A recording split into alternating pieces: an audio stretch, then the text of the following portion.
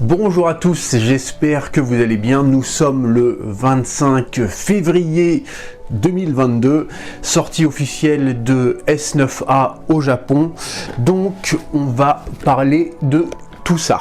En préambule quand même, parce que c'est pas rien, je viens de recevoir en même temps que tout le reste deux box magnifique de chez XY, donc c'est XY1, c'est des box qui datent de 2013, c'est des box qui mine de rien ont déjà quasiment 10 ans, qui sont assez emblématiques puisqu'elles marquent le début du bloc XY dans Pokémon. Elles sont devenues très rares, donc c'est on n'en voit pas tous les jours, donc je suis très content. Les dernières que j'ai vendues, j'ai dû les vendre j'ai dû les proposer il y a 1 an et demi de ça. Donc voilà, il y aura une box de chaque, deux disponibles sur Japan TCG. Allez, on va attaquer, on va parler des starter decks et on va parler surtout de l'édition S9A Battle Region dans sa globalité. Alors les starter decks, on les reçoit par pack de 6, donc là comme ça va pas te dire grand chose, donc je te propose qu'on ouvre ça proprement.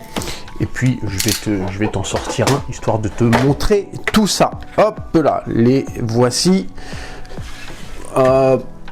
Voilà le coffret Darkrai en français. Et ils sont vachement jolis. Ils sont vachement jolis, la couleur, le reflet, j'aime beaucoup. Et je vais te montrer le coffret Lucario. Allez, on ouvre un petit coup de cutter propre sur la bande de scotch. Hop là. Et voici, hop, le Lucario. C'est des decks classiques, préconstruits, avec lesquels tu peux jouer du coup directement. C'est des decks de 60 cartes. Et puis, bah voilà, du coup, deck à thème. Donc, un avec la V-Star Darkrai et un avec la V-Star Lucario. Après, pour ce qui est du dos, hein, c'est comme d'habitude, tu as le descriptif. Bon, grosso modo, il y a tout le temps une pièce à l'effigie du Pokémon. Donc là-dedans, tu as une pièce sur Lucario.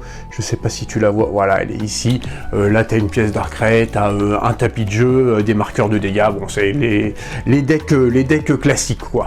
S9A Battle Region est une édition plutôt cool, je dirais, que je qualifierais de chill. On est sur une édition qui est assez petite, il y a 67 cartes. La dernière secrète étant la numéro 93 sur 67, donc un total de 26 secrètes, ce qui est pas énorme. On n'est pas sur une grosse édition, on n'est pas sur du que ce soit S8B, que ce soit S4A. On est vraiment sur une édition tranquille. Les cartes sont pas extrêmement chères. Les cartes les plus chères, je pense, alors c'est encore tôt parce que ça vient de sortir là. Hier, ça se battait déjà un petit peu sur les sites d'achat et de revente et tout. Mais je pense que les cartes les plus chères vont être aux alentours de je vais dire 80 € et il doit y en avoir 4 ou 5 maximum. La particularité de cette édition, ce qui est assez rare sur les éditions japonaises, c'est que toutes les cartes communes et Unco auront une version reverse avec un nouvel holographisme qui va être en forme de Pokéball, holographisme que je trouve plutôt sympa. S9A contient également une toute nouvelle rareté qu'ils ont appelée K. Ne me demande pas pourquoi, je sais pas, c'est des gens qui ont fait des grandes études chez Pokémon Company, ils ont dit on va appeler cette rareté K, on l'appelle K. Mais bon, c'est pareil, c'est pas très cher.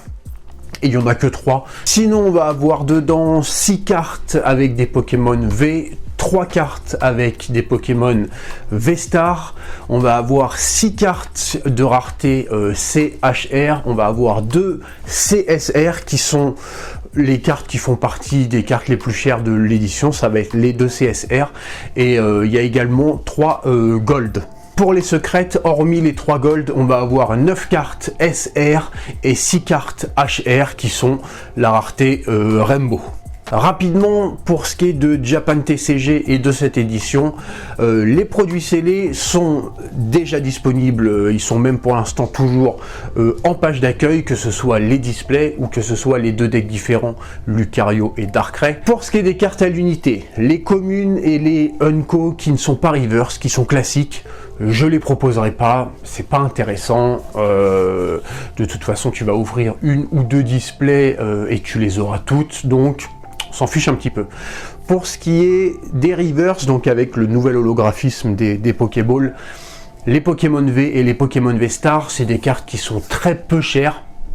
Donc j'ai préféré les commander directement. Je vais les recevoir d'ici demain et je vais du coup les proposer d'ici demain. Donc pour ce qui est les holos, toutes les rares aussi également, et les V et les V Star. Pour les cartes un peu plus chères, les secrètes, les rainbow, les gold, voilà les 2-3 traîneurs qu'il y a, on sait que les prix vont forcément baisser d'ici quelques jours, peut-être, voire une semaine ou deux.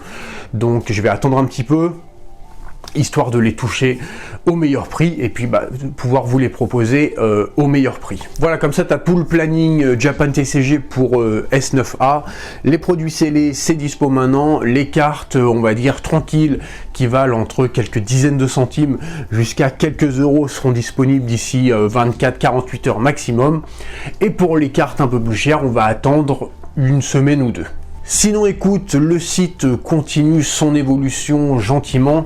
Je suis en train de traduire tous les titres pour les repasser en français, comme tu sais. Et puis en plus de ça, à la fin du titre, je mets le nom du Pokémon en français.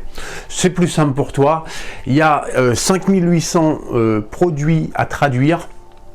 Et je pense que j'ai fait à peu près 40%. J'ai fait tout le bloc épée et bouclier, j'ai fait tout concept pack.